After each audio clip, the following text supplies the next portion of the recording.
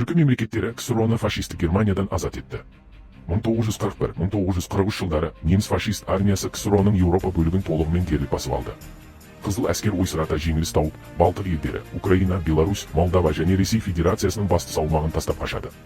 Тек 1941 жылдың басында 3 миллионның айналасында қызыл әскер жауынгерлері тұтқынға түскен. Осы кезде КСРОның түркілік республикалары мен өлкелерінен 8 миллиондай тумалары соғысқа аттанады.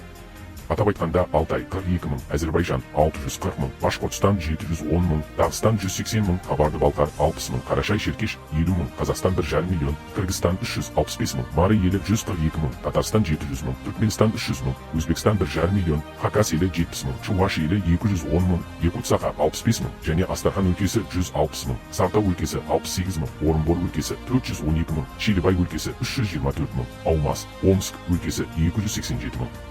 Бұған қоса, түркі мемлекеттерінің қаржылай үлесі қазіргі кездегі доллармен шаққанда жүздеген миллиардтар болар еді.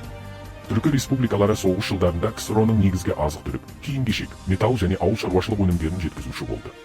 Қазақстан астық, ет, металл, мыс, қорғасын, молибден.